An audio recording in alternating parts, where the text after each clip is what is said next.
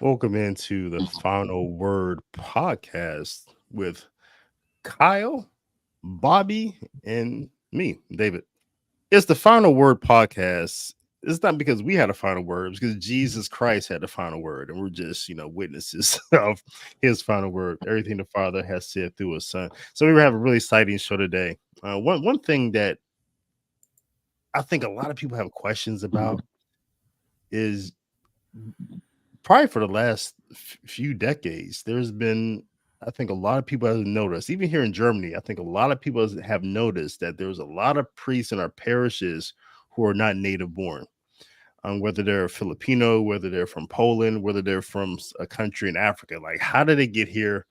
Um, how are they integrating into our culture? Just a lot of questions surrounding this. There was a recent poll coming out of the diocese of Archdiocese in New York talking about one of the difficulties a lot of people have there is that they don't understand their priest, right? So that's one thing people have, and it's just it's a big question. A lot of people wonder where these priests come from. So we have a wonderful person here to help us answer all those questions. He is an expert on the subjects for Leo Ahanotu.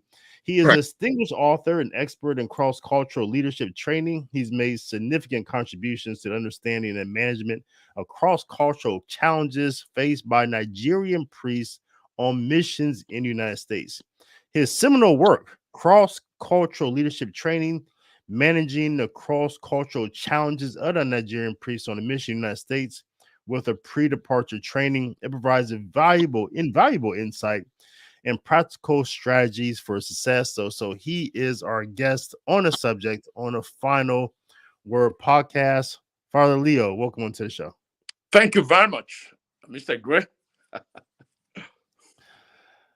And so I'm just going to kick this off. All right. Father, I have the question I think I'm most interested in asking Uh-huh. is where do the priests come from? And we could start with, I guess, Nigeria. No, Father, I think I want to start somewhere else. Let's start at a more challenging thing. Um, why? So, United States, it seems like a mission territory, right? It seems like a lot of priests are coming from different countries to serve our diocese. And I want to know, what does that mean? Does it mean that some of the seminaries in the United States have failed? Is that why we're in this position? How did we get in this position? And why is Nigeria producing so many priests and the United States is not? Why does other dioceses like Nigeria have to send priests to the United States? David, that's a very, very nice question. A great one indeed. Um, the answer, I would say, goes as far back as 1964, 1965. After the Vatican II Council, as you know, some cardinals, archbishops, bishops, priests, and the laity were not happy with the changes. And a good example would be Archbishop Lefebvre, who Mhm. left the church and was eventually excommunicated.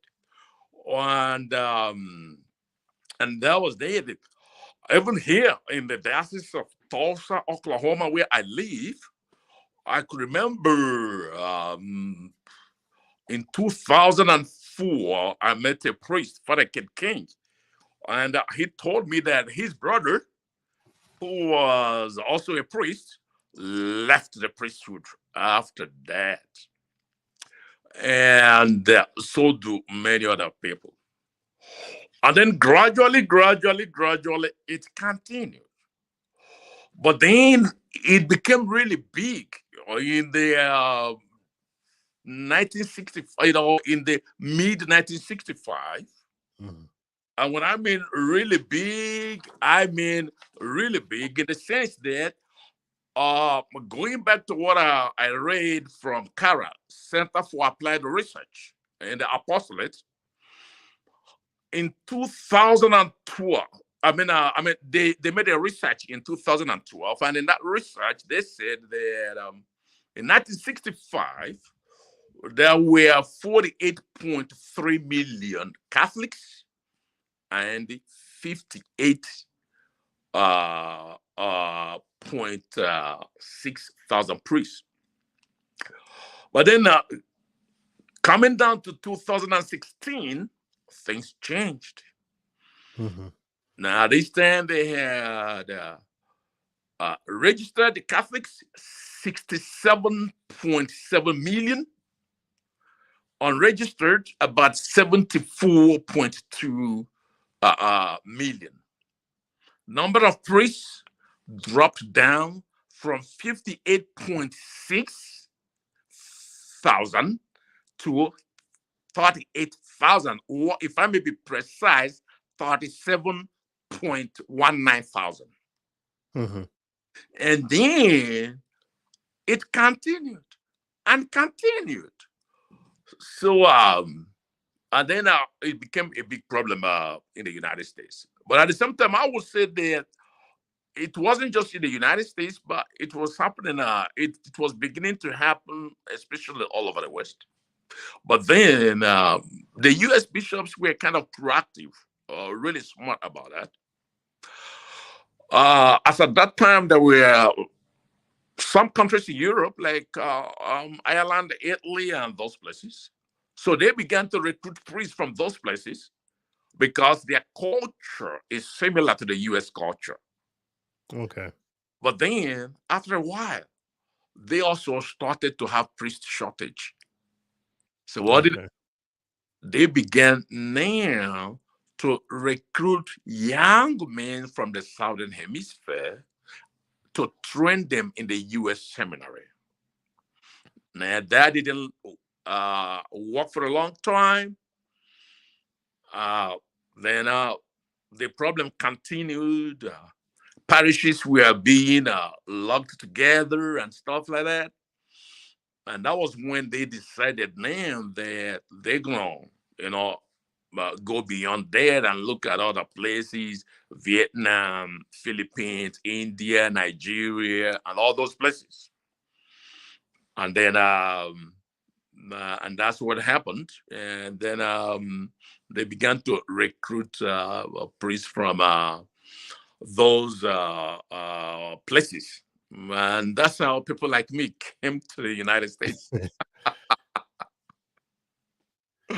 And while these things are happening, it's not just the U.S. bishops, but Pope John Paul II, Pope Benedict, even Pope Paul VI actually saw that happening and was already encouraging the church to start seeing the church as a sending and receiving church. Okay. We are missionary. That's what the church is. And to look into the command of Jesus in the Gospel of St. Mark, chapter 16, verse 15, I think, where Christ commanded his disciples, okay, to go and preach to all nations. And so with that, now they began to see the church, okay, as from the universality.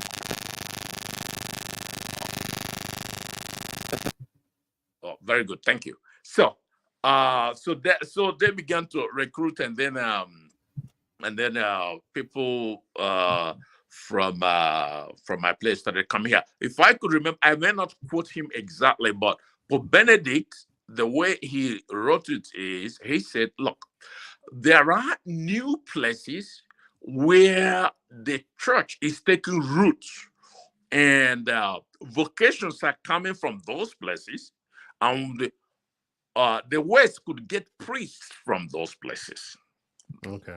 I'm just paraphrasing, all right? And so then our American bishops then began to get priests from a place like Nigeria. John Paul II actually went to Nigeria, I think that was in 1982, and had a meeting with the Nigerian bishops and told them that, hey, when you all needed priests, the West came to your help. Now, the West need priests. You need to reach out to them. And the Nigerian bishops opened up a big seminary then, mainly to train missionaries that will go out to the Western countries. Okay. He also pleaded to other missionary congregations or missionary order to send out priests, to other places. And there were bishops from the United States and other places looking for, how to get priests over. So because the church was taking root and people were really embracing the faith, especially from the eastern part of Nigeria. In the eastern part of Nigeria, monotheism was a big deal. And that's why when the Irish missionaries came there, it didn't take long.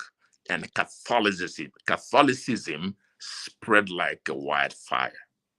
Today, more than 70% of the seminaries in Nigeria are in that eastern part of Nigeria. If even in your diocese, if you look now and ask, the priests in your diocese who are from Nigeria, where they come from, I bet they'll tell you that they come from that east or south, those places.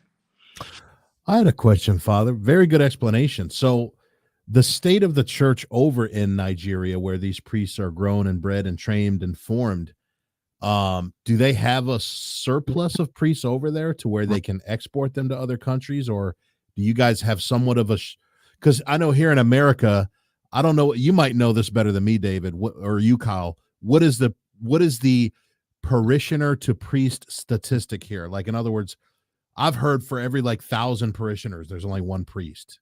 Very disproportionate because of the shortage. So how's the supply over there, Father? If they're able to send priests here to America, are they able to still serve Nigeria where they're from with justice? If that makes sense. Well, it does, actually, because I can tell you, I've heard that question more than 20 times. 21st time's a charm. But the question we need to ask here is, are we talking about the Catholics in the United States and the Catholics in Nigeria? Or are we talking about, the United States as a nation and Nigeria as a nation? Because if you're talking about Nigeria now as a nation, the Muslims in Nigeria are more than the Catholics. Okay. You see that? Okay. But we do not have the kind of statistics you have here, which you just used. Mm-hmm.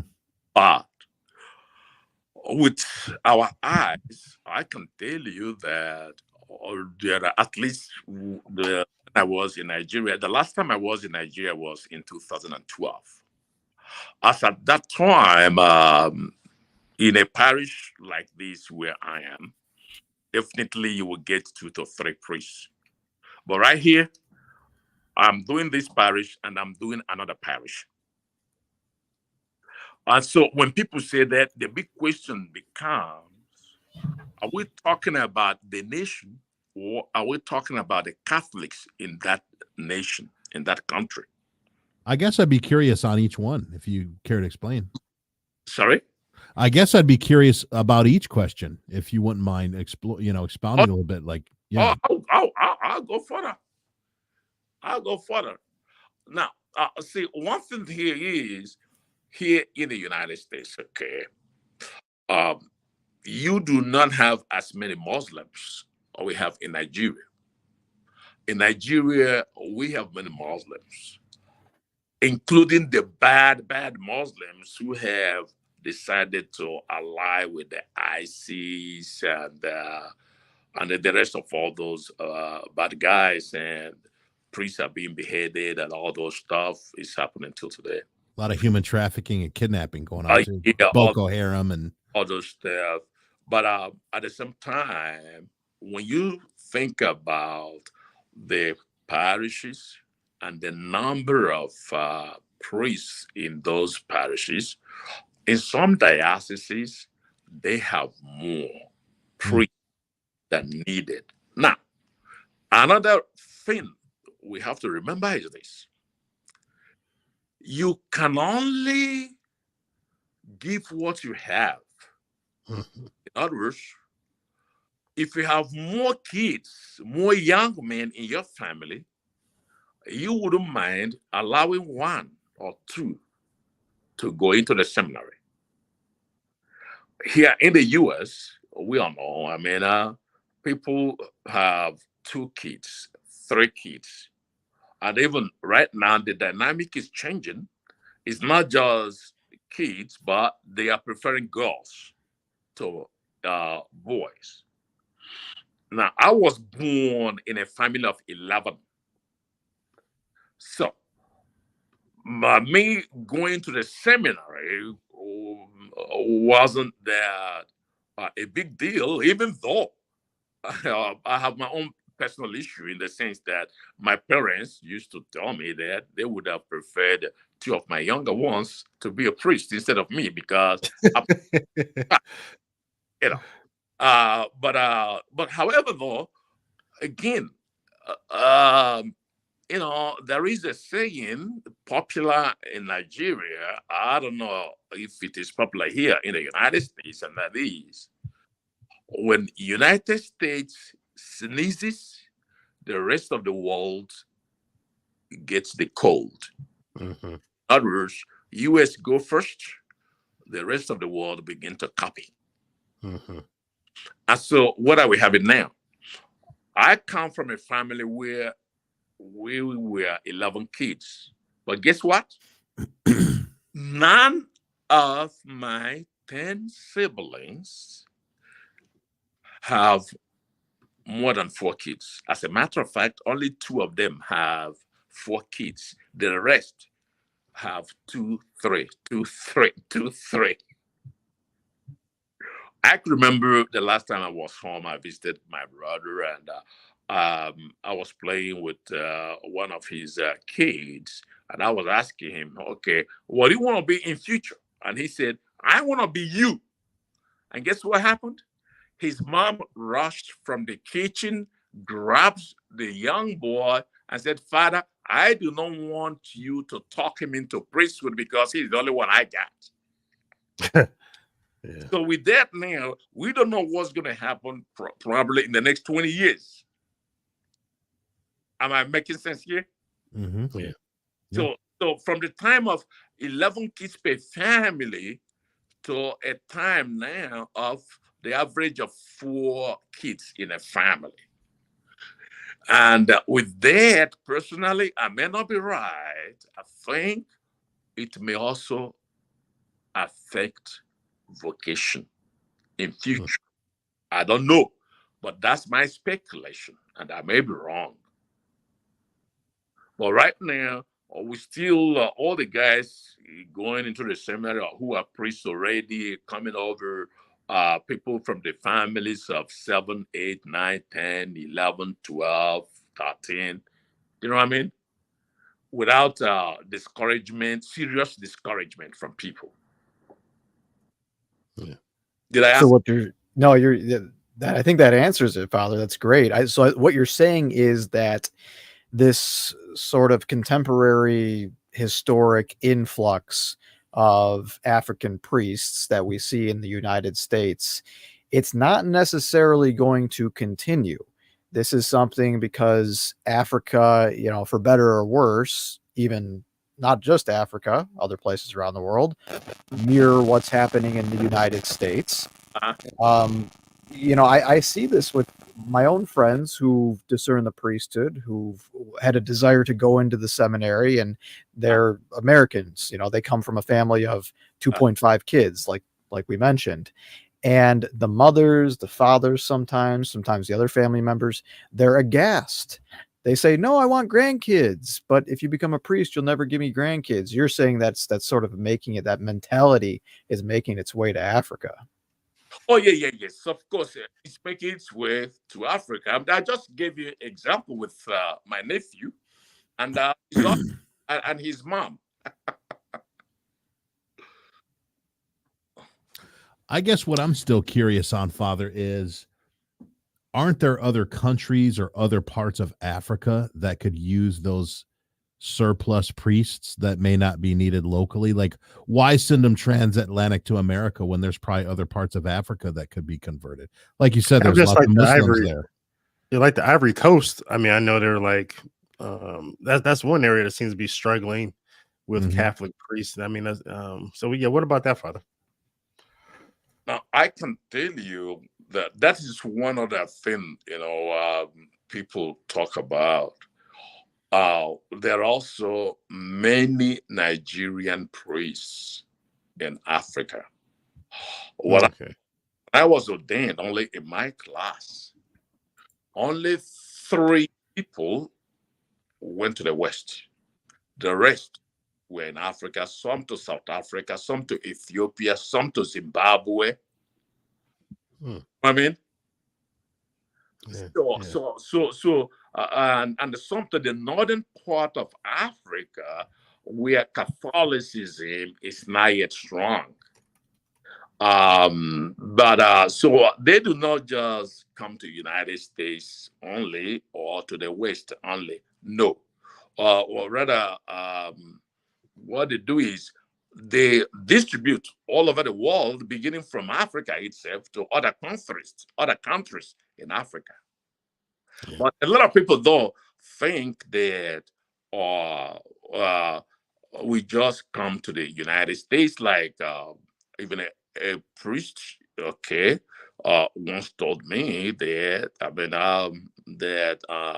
the reason we come here is because of the good life in the United States.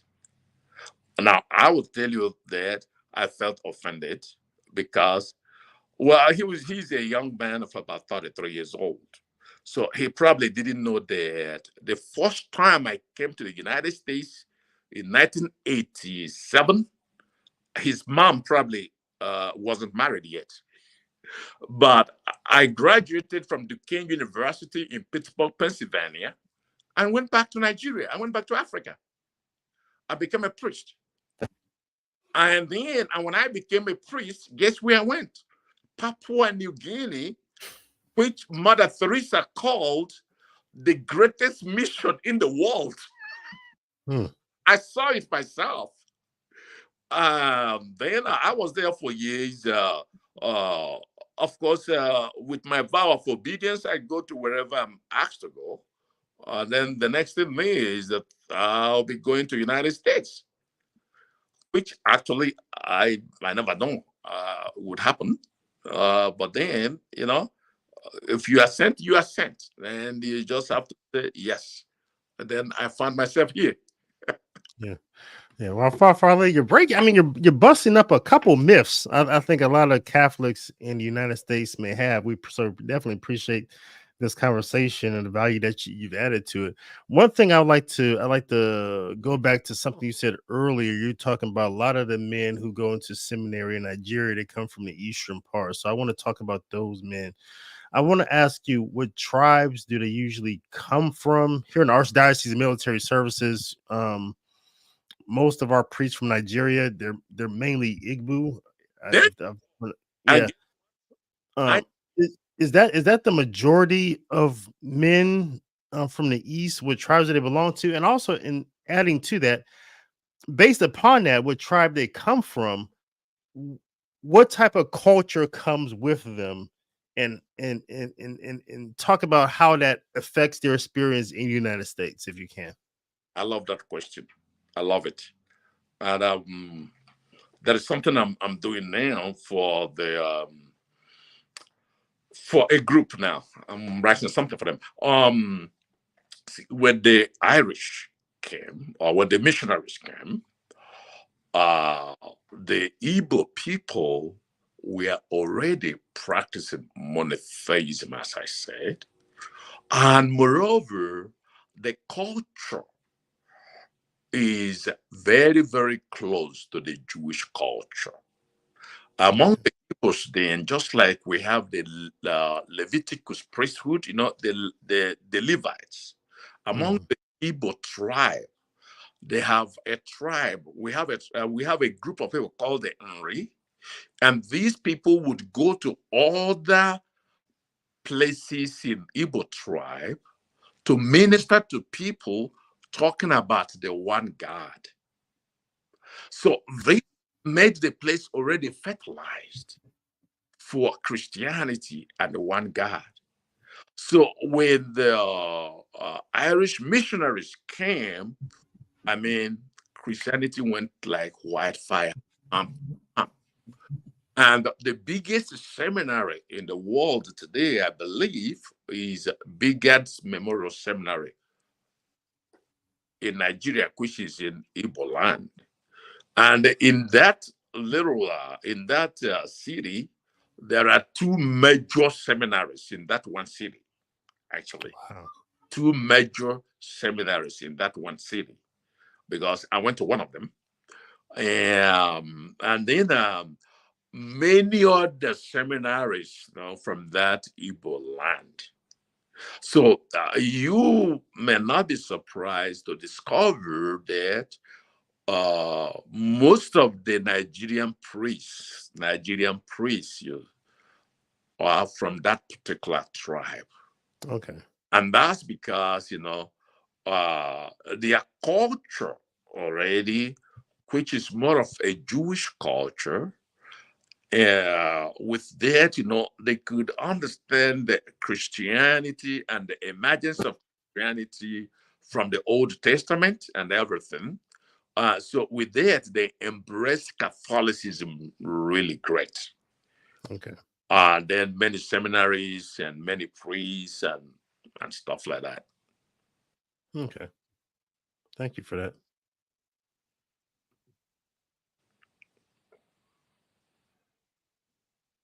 Well, so, Bobby's on screen, so he has to ask a question now. Yeah, I didn't realize I was muted. I guess Bobby. That was a very good phrase. You might want to patent that phrase you used earlier, Father, that when America sneezes, the world catches the virus. Because when you said that, priests are human too, right? They're supernatural men, but they're not supermen, if that makes sense, right? You have holy orders, but that doesn't. The indelible mark of holy orders doesn't erase your humanity, right? When I say your, I mean any priest, right? Correct. Very, very correct. So with that in mind, Father, I guess what concerns me, because I've seen this happen firsthand, but I'd be curious to get your take on this. When priests leave the dire situations of Nigeria, the poverty, the threats of war and terrorism, just all the bad things going on in certain parts of Africa, and they come here to this first world country, to the United States, and the ease and the comfort and the abundance and all the cultural rot. Do you see priests that catch that American virus? And how do they protect themselves from that? Because it's a big change going from a third world country to a country like United States, even if their motives are pure in the beginning. Like Paul said, what began in the spirit ended in the flesh, and 1 Thessalonians. So how does that work from what you've seen? Well, from what I have seen, from what I have read, and again, I'll be attending a conference in Houston this June. No doubt that America is a great country, and there is no doubt that people like to enjoy it. Mm-hmm. Let us not forget too that home is home. Home is home. If you have a friend who is a bishop, many bishops in the United States right now are making it mandatory for the international priest to incardinate after either 6 years or 8 years or 10 years. So they will know what to do, because many of them really do not want to incardinate because they want to go home too after a while. Interesting. Oh, yes. In my diocese here, I know what I'm talking about. I belong to the Priest Personal Board. I've served in the College of Consultants. I belong to the Presbyterian Council. I mean, name them. And we struggle with those issues. And at the time, we got tired of priests, we just give us an information, I'll be living in the next 2 years. I'll be living in the next, or so now. So the bishop and the priest personal board had to sit down now and say, hey, we need to do something about that. Or the bishop and his college of consultants, I'm sorry, we need to do something about that. And then priests were asked to either incarnate or, kind of, resign their whatever they are being here for maybe 3 years or something like that, and it's a big deal for some of them. While some did it, some have not done it up to now. Honestly speaking, some have not done it up to now. And what I'm saying is, I'm saying it as a member who is in the council.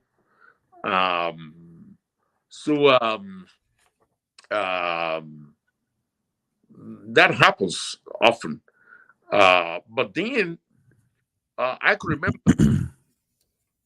in the year 2006, the NFPC, National Federation of Priestly Council, which I was a member at the time for 6 years, they gave grants to Dr. Hodge and Dr. Okure. They were professors at KUA to study, the priest shortage in the United States and other things.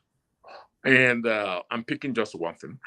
And one of the things they pointed out, which they were not happy with, is that many of the laity, many of the lay people think that these people come here because of the good life here. In other words, it's like they are gold diggers. And they were asking. You said it, not me. That's what I was thinking, though. So I'm not telling you, I'm talking about a research, a book, okay? Yeah.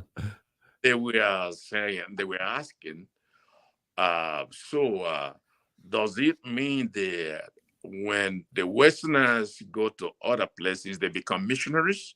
And when those other people come to the West, they become gold diggers? And is that the way the church is? And then just last year, 2003, the U.S. bishops have been heavy in talking about intercultural competence, okay, to encourage the American laity to also develop this intercultural competence and accept these people, see them as missionaries, and work with them, and not see them as other things. Because one of the, or rather, I used to issues they have is, number one, many of them do not have access to the kind of theology you guys have. And so they do not know about the priest shortage in the United States. And they still believe that America should be a sending country and not a receiving country. And of course, they also believe that made in America, even human beings, are the best. So we want our own people. But then if you follow that, guess what's going to happen? Many churches will be closed, just like many have been closed already. Yeah. And so the American bishops are really working hard now to change people's mind, okay, from thinking like that.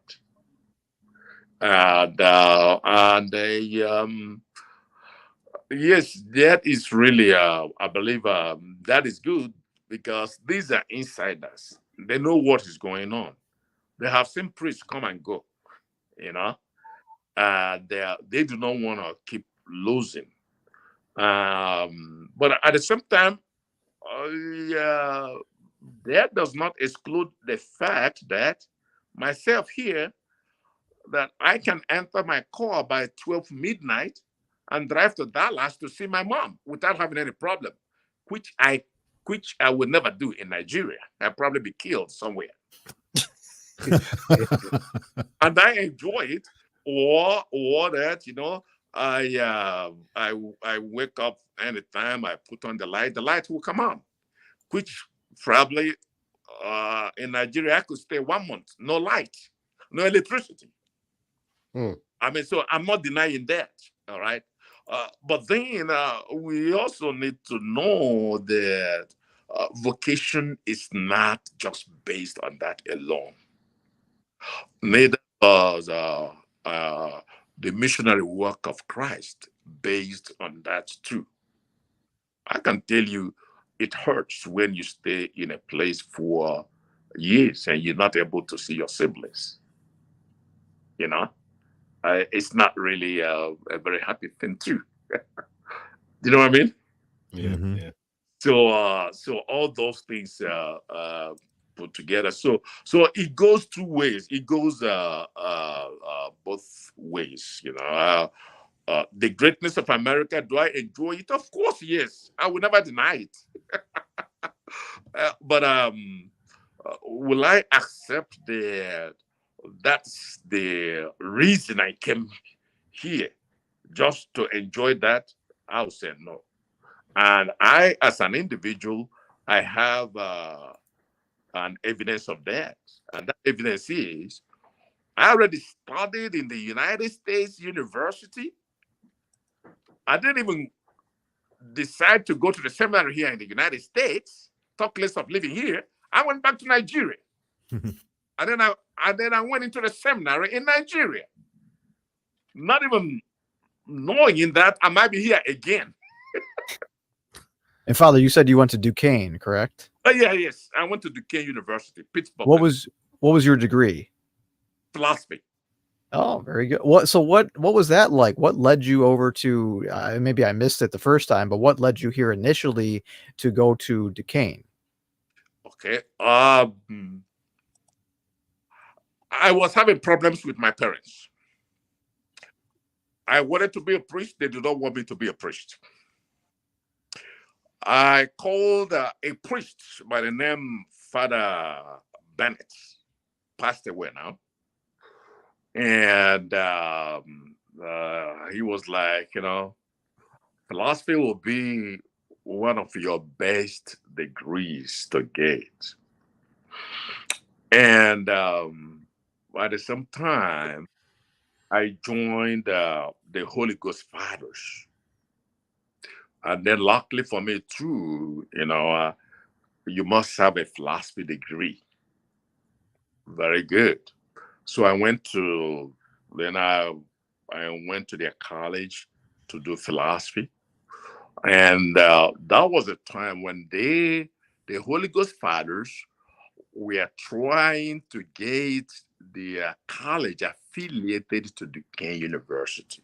And then Duquesne University at the time wanted to know the capability of students they have. And so every now and then they will ask for 2 students, 3 students. And of course, because these guys wanted to get that accreditation or whatever, they try to, I do not claim to be smart, please, but, they try to send those who will go and do well. So, and one day I was called and told, hey, get your passport. You'll be going to Duquesne University. I said, okay. So I got my passport. Then I saw myself at Duquesne University 2 weeks after school started. A little late. Yeah. But I still made it, finished, and then I went back home. If I had a question about the challenges, the major challenges that you help priests with, because you had a wonderful training book that you've been working on. You do speeches, you help priests integrate into their ministry here.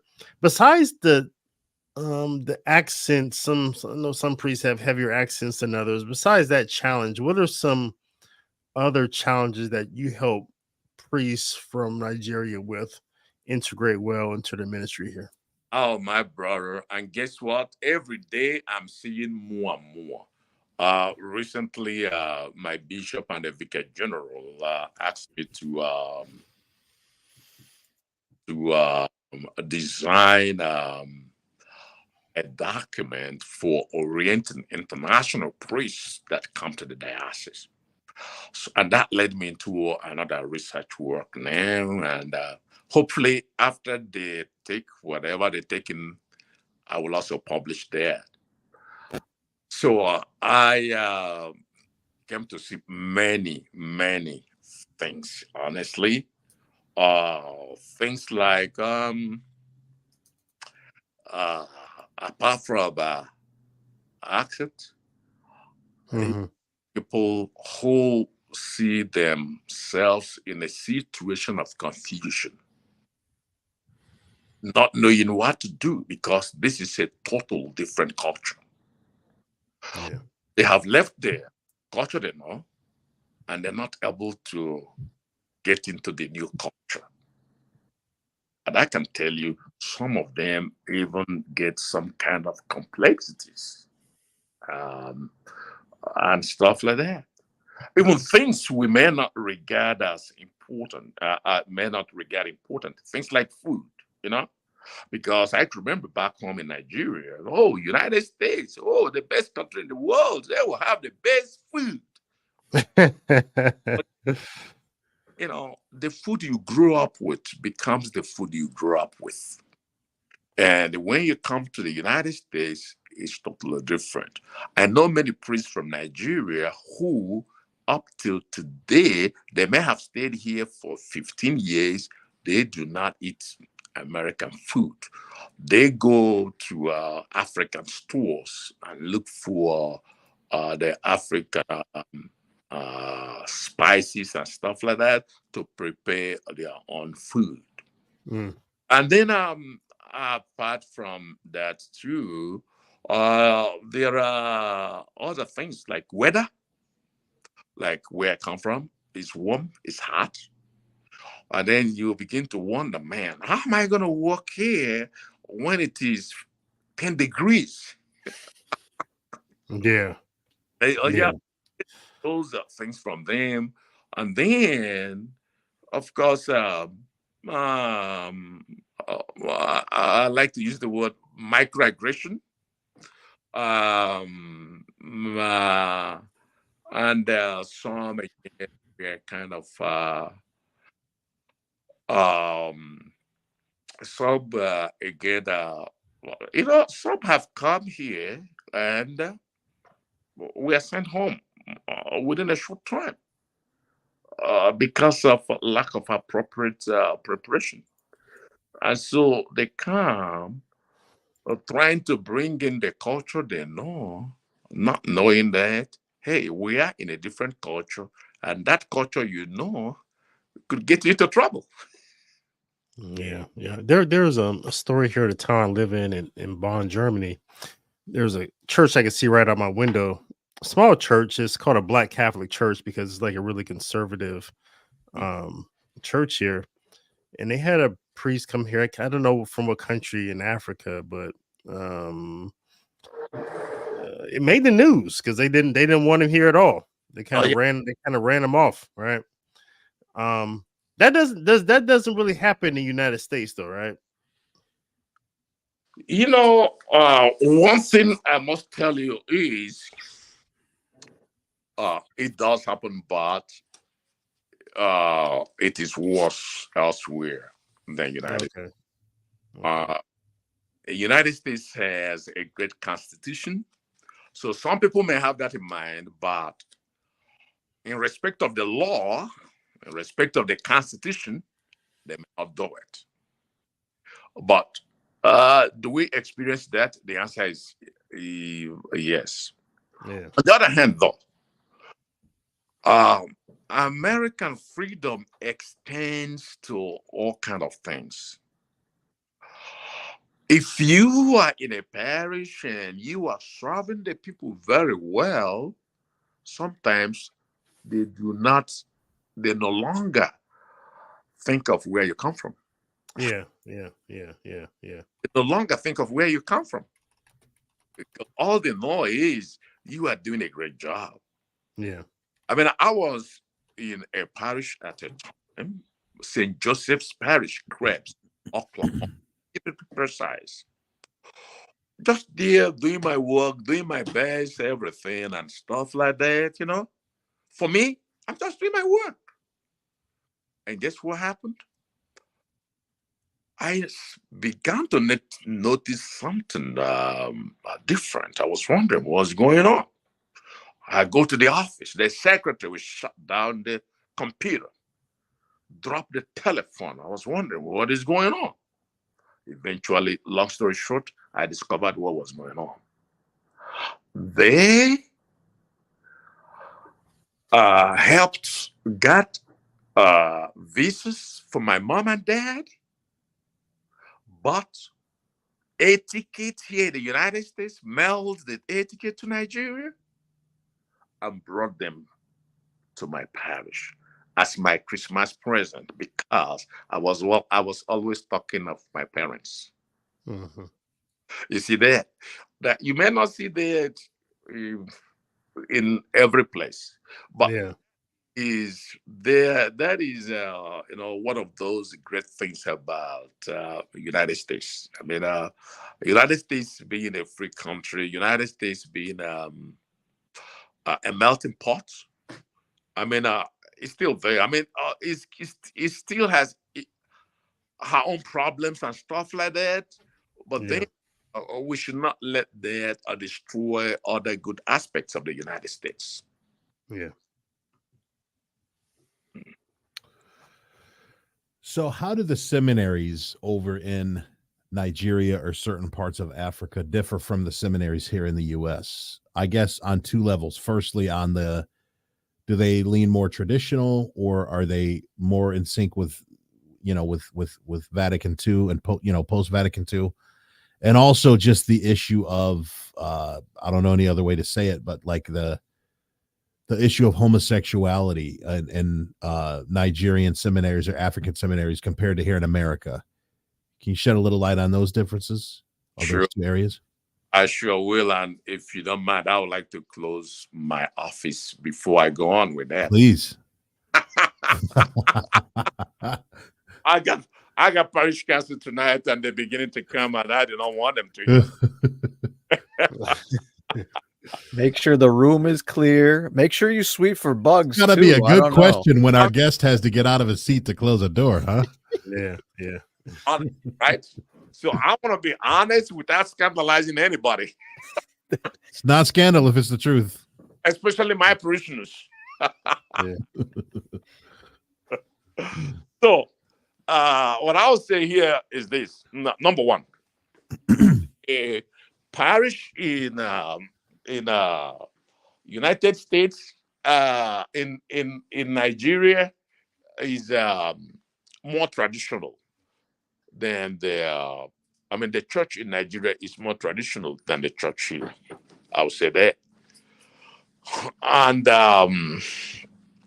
in Nigeria, if you leave the seminary, sorry, you've left. But here in the United States, I know some guys who left and come back after 4 years, come back after 3 years. No problem. Probably because of the need for priests. You see that? In Nigeria, no, I never saw that in my own time. If it has started since I left Nigeria, I don't know. And as I said, well, very traditional, very, very traditional, such that if you go by, I don't know, was it 4 months ago or something like that, the Nigerian bishops wrote a letter to Pope Francis, about certain things they think he is liberal. He's becoming liberal in the church. Yeah. I'm aware of that. I just do not want to go into details. I'm not a bishop, but I do not want to get into the deal.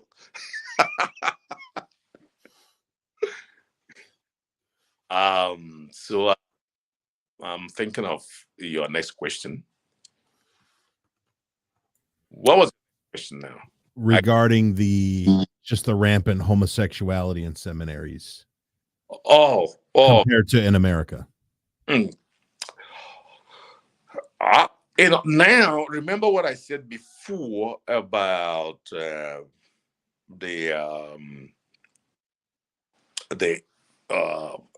place you have.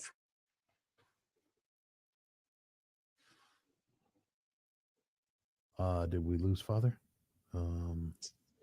Bobby, you got him talking about the issues, the controversial issues, and then they cut him off. Sexuality. Uh-oh.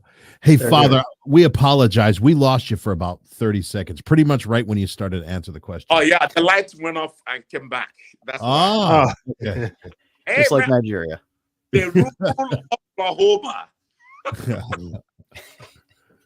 So what I'm saying is, okay, long story short is that traditionally it was already a taboo, whether you are in the seminary or not. It was already okay. Now, that does not mean that you or I or anybody has a microscope to what happens in every room. That I would surely say that some of the seminaries, I mean, in the seminaries, there might be things like that, happening, but seriously.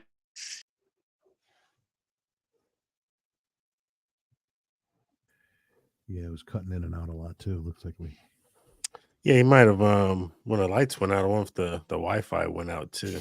But that was interesting though. What he was saying that it's the culture itself. I mean, homosexuality is a taboo. So I guess I wouldn't be surprised when it gets into the seminary that it's taboo there as well, right? Mm-hmm. Yeah, and I wanted him to distinguish too, and I should have, because there's the phrase more traditional. I believe there's a difference between traditional and traditionalist. So I was curious what that distinction is, and I would imagine, Dave, based on past shows you've done, that it probably is traditional, not traditionalist, because that part of the world has kind of rejected that. Like you said, they've rejected the liturgy wars, the Latin liturgy wars, right? So, yeah. And it's just kind of baked into the culture over there as it used to be baked into, I guess more traditional Protestant and Catholic Christianity, circa whatever. Everyone talks about the 1950s, right? Oh, Father's back. Yeah, I don't know how it stopped. I don't know. Okay. So, yes, I would say yes. I cannot really say that all those guys there are angels, they are perfect and stuff like that. Even though somebody may not be caught or something like that, but every now and then you hear rumors. Okay, you hear rumors.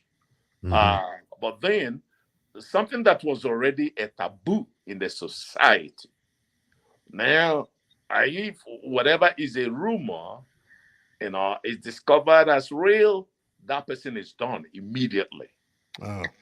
Now, but that does not mean that you and I know everything that happened in secret. Yeah. Am I making sense there? Mm-hmm.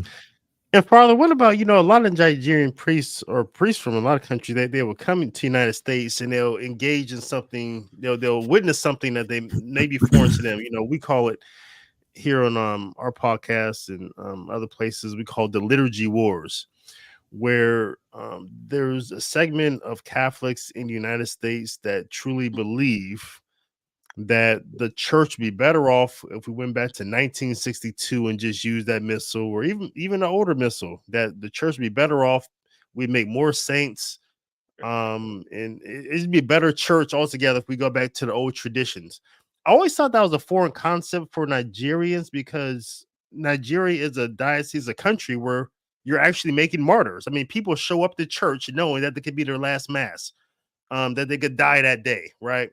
Yeah. And you're producing seminarian after seminarian. You're exporting them. You're sending them out as missionaries. Yet the country is largely Novus Ordo, and so it seems to be a church that seems okay. This liturgy is working for us. Maybe that's cultural, but how does that? So how does that work with you when you come to this country and you're in Tulsa, so you're familiar with traditional mass. So, but how does that work with Novus Ordo priests from Nigeria come to this country and hearing about we have to go back to 1962? Very good, very good, very good. I would say that it's not really too much of a big deal, and I tell you why. When I was ordained in Nigeria, the last course we take is practicum. And in that practicum, everything you do, the mass, the exultate, all of them, you will do it practically, in English, in Latin, and in Igbo language. But all of them are done in the Novus Ordo. Nigeria is a place where the Vatican has said, they believe that. So now, because they are already have that sense of Latin, like here in the diocese, there is no priest, because all of them are from the Igbo, we about 15, 17 or something like that. All of them can celebrate Mass in Latin, except that they will do it in the form of the Novus Ordo, because we did not learn it in the way of the traditional Latin Mass. Oh yeah, that's just the same here in our Archdiocese Military Service. We have two Igbo priests here at our parish, and they offer Latin Mass and Novus Ordo every first Sunday. Yeah, that's and they're really good at the Latin. Well, yeah. Yes, so that is why, so that's why they're able to tolerate that, because they used to learning Latin, and in the seminary we are encouraged to take a diploma exam in Latin. I have a diploma in Latin.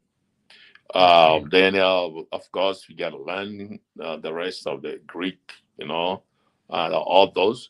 But yes, that kind of helps them. However, because the Vatican goes for Novus Ordo, they prefer the Novus Ordo. Okay.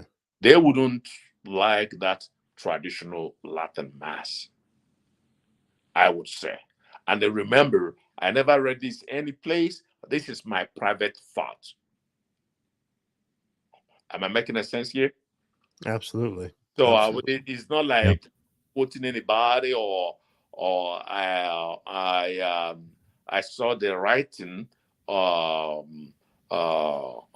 issued there, or a document issued there by the Nigerian Conference of Catholic Bishops. No, but I'm just saying, I'm just talking from my observation.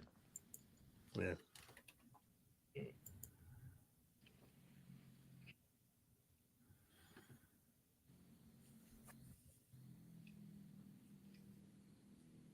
Am I missing one other question? That was all my questions, actually. All right. So, good. Father, what are some of the other areas of cultural conflict that Nigerian priests encounter when they come, especially to the United States? I'm sure it's different for other countries. I mean, I'm sure there's a lot of similarities between the different Western countries that they go to, but particularly in the United States, based on your experience, because you've been here so long. You mentioned the food before. I thought the food was quite interesting. I have an Indian friend who is an immigrant. He came over here. He's been here, I want to say about 10 years. When he first got here, he didn't know there was such a thing as bad food, because in India, you kind of took what you got and it was all just, whatever came to you. Here, everything was so cheap and there was all this cheap food, fast food. You can go into the 7-Eleven or wherever it is, and it's so cheap and it tastes really good. And then he started to gain a bunch of weight. And so he had to kind of learn how to eat as a healthy American. He never had that problem in India. So you mentioned the food. What are some of the other, the biggest cultural conflicts? I'll tell them, and I know we are running late in time, so I'll probably be fast in the way I mentioned them. Okay, I did mention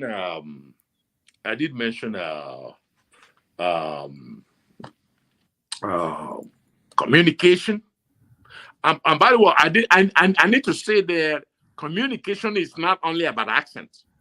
Communication also includes body language. Body language. There are certain sign language, or rather certain signs that may be the same but mean something different than what it means in Nigeria. So I just wanted to add that one. And then apart from that too, and then we do have, we wish the Americans will also embrace the cultural competence, knowing that the church is both a sending church and a receiving church. And the universality of the church comes first. It's more important, so that dioceses who have could lend to dioceses who do not have. And with that, they will also find a way to cooperate with these priests, while at the same time, the priests will also know that they are in a culture that is different. They are no longer in a culture where women are not regarded. And so we don't have a woman in the staff. They need to understand that here in the United States, women are educated. Some women even have degrees in theology. And they need to make a good use of them in their parishes, I would say. That is also very, very important. They need to know that. And they also need to know that here in the United States, leadership is more of a collaborative leadership. And so it's not like, I'm the pastor, it's got to be this way, that way, or this way. All right? It is. There is a collaboration. And in that collaboration, okay, that includes the youth, the women, the priest, all of them have a meeting, work together, figure out what is good for the parish, because they are the ones who know more about their parish. A priest comes and goes, the parishioners stays, and they have been there for a long time. And so often they'll be the one to give the priest a better advice on how to, on how to do things in a parish, except if the priest thinks that, okay, these guys may have been influenced a lot by the Baptists in their home, then he could come in and say, you know what, guys, the canon law says this. The encyclical of Pope Benedict says this. The encyclical of Pope Francis says this. Do you know what I mean? So they need to think of that, and then they need to know that certain things, I still prefer to use the word microaggression happens everywhere in the world. Yeah. In Nigeria, okay. a person from the north cannot relate exactly with a person from the east the same way another person from the east will relate with him. You know what I mean? Yeah. So here though, it might be a little bit different, but yes, we also need to know that we represent the teachings of the Prince of Peace. And even if we experience those issues, we need to know that the wish of Christ comes first, but at the same time, looking for a great opportunity to talk to that person privately and tell the person what you did is wrong, but not to do it in a way that might cause a scandal, reacting in an activist way and stuff like that. That ain't gonna help the church, I would say. Then another stuff there is culture shock, you know, culture shock, yes, some of them really do have a culture shock, and if they have somebody in the diocese, they need to be told the different signs of culture shock and how to handle it.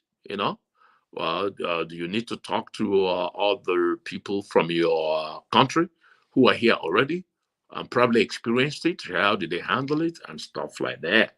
Yeah. Do you need to and then again, see yourself as a priest of the church and not a priest of the Igbo land, not a priest of Nigeria. And so do what Christ and the apostles did, reaching out to the people despite the obstacles, despite the problems, put them behind. It is part of the discipleship, and move on and find better ways, draw strategic plans to put those things behind, and then continue the work that Christ has called us to do. Then another great thing I thought is very, very important is the idea of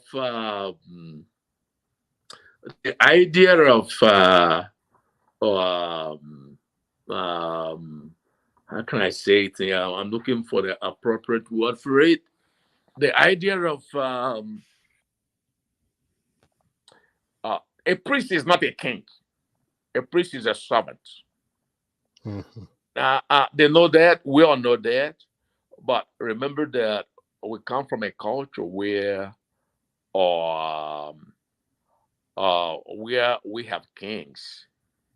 So we grew up that way, and somehow it enters into the priesthood, and the priest sees himself as one of those kings who will be there dishing orders. It's got to be done this way or that way, without working with parishioners and stuff like that. That's clericalism.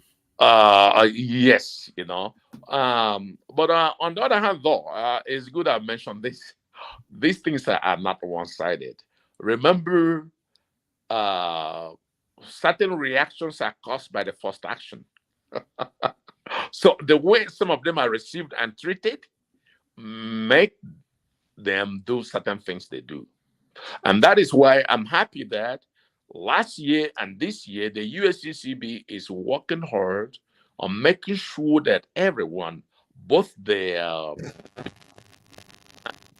Americans, understand that cultural competence is for everyone.